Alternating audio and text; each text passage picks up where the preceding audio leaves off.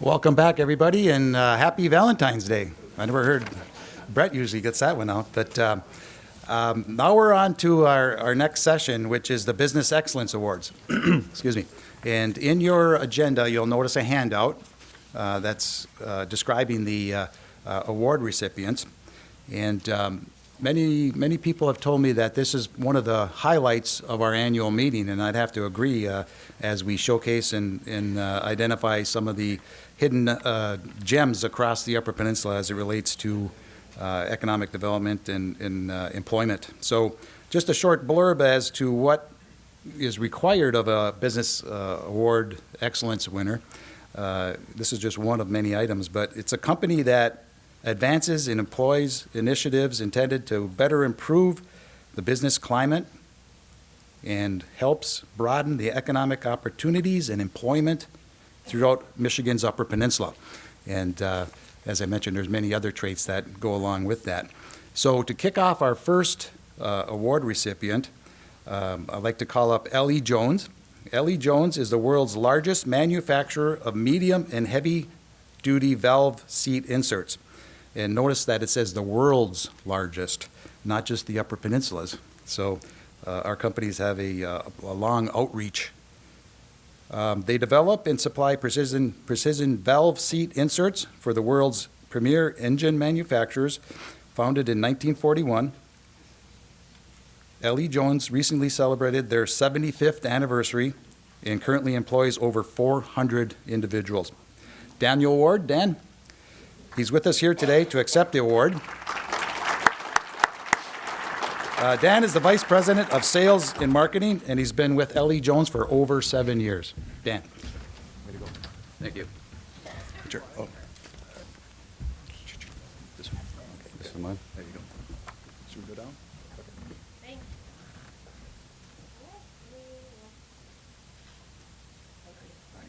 Thank you. Well, it's an honor to be here today. I was talking with Paul earlier, and he's from Kiwana Brewing, and I said, you probably don't know what I make, but it helps you get your stuff around. And we make valve seat inserts that go into heavy-duty engines. We make millions of them a year. We made about 30 million this last year. And any of the 18-wheelers that you see hauling things around our country, our parts are in there. So it's a neat thing to be in. We are a global company. I guess I'm running this thing.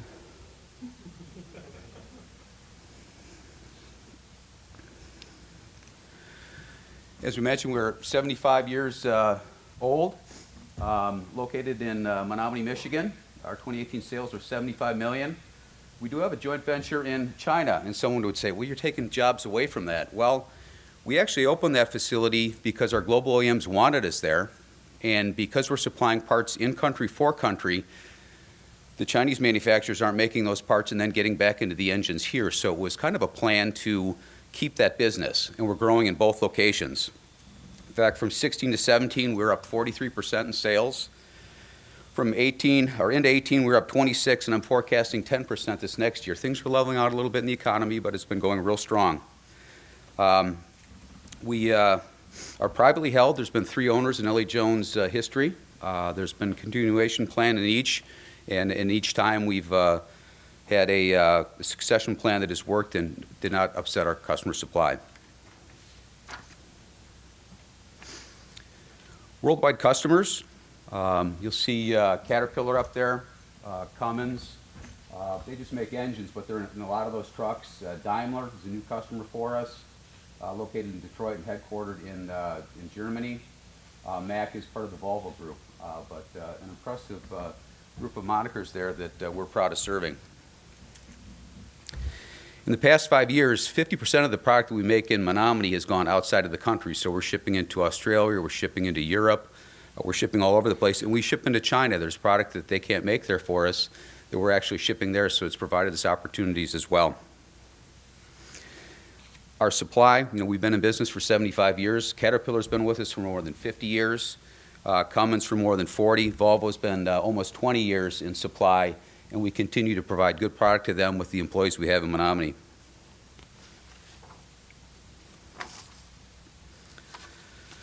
Just some interesting facts that we get into. We get into a lot of different products. We get into buses, marine applications, the 18-wheelers we talked about earlier, farm and agriculture, but a very diverse product line that we're going to, and it really helps level out the business. If agriculture's up, we're doing well, and depending how things go. Right now, we can't make enough parts to get into these 18-wheelers because year-over-year sales are really going highly with additional volume and as the market grows. Technical and engineer expertise right out of our facility in Menominee.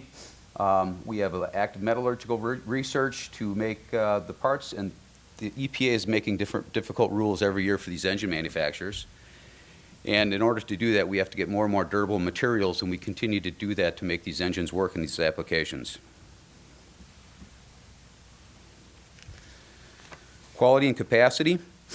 Mentioned earlier, 29 plus million.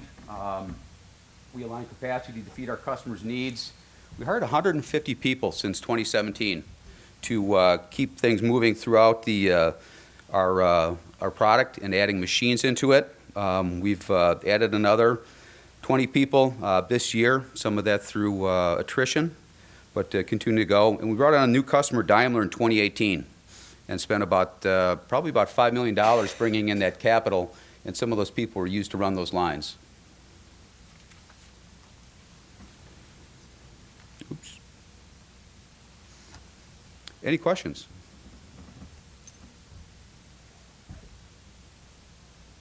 All right.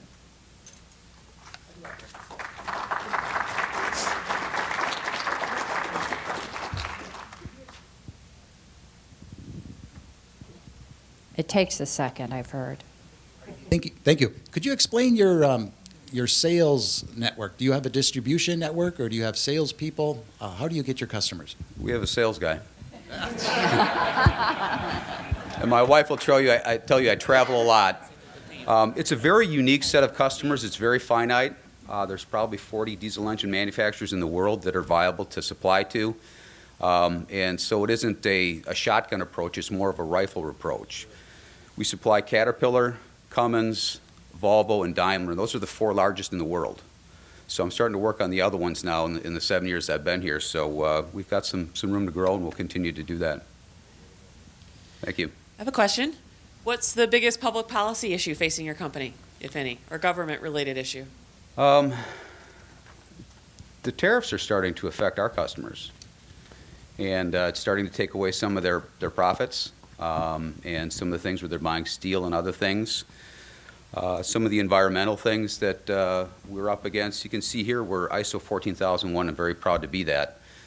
Probably before my time, probably the last 25 years we've been 14,001, and a lot of our customers will not even work with us unless we are protecting our environment. But policy-wise, not a lot of things that are getting in our way at this point. How about labor? I'm over here. How about labor? Are you facing labor shortages? Are you able to keep up with the demand? We struggle with getting good people to work in the company. The unemployment in the Menominee area is very low. We're bringing people down from Escanaba, up from Green Bay, and we're in the process right now of hiring some people into mid-level manager positions, and you start talking to people on the phone and they're like, Menominee, Michigan? But as we grow through these things and continue to be recognized as a leader in this, it helps, but it has been a struggle for us. Now, because we work in education, do they have to have a 4-year degree, or No. can they have a certificate? How can we better communicate for you on behalf of other employers like you that it's not just about a 4-year degree, it's about in-demand skills and education and certificates and such? It is. We have people that come directly out of high school in Ellie Jones, and they don't bring any bad habits with them, as long as they're not doing any drugs. A lot of people fail for drug tests and things, and we trade people back and forth in community on a professional basis. I'll see people saying, well, you just stole this person or that person, and well, we pay pretty well, but they take people from us too. But from an education standpoint, technical skills, it doesn't have to be a 4-year degree, but some would argue that, and I've talked to people, my friend, he got a 4-year degree and he's working here, and I didn't get a degree. I got 4 more years under my belt than he had because he had to go to school. And part of that is true.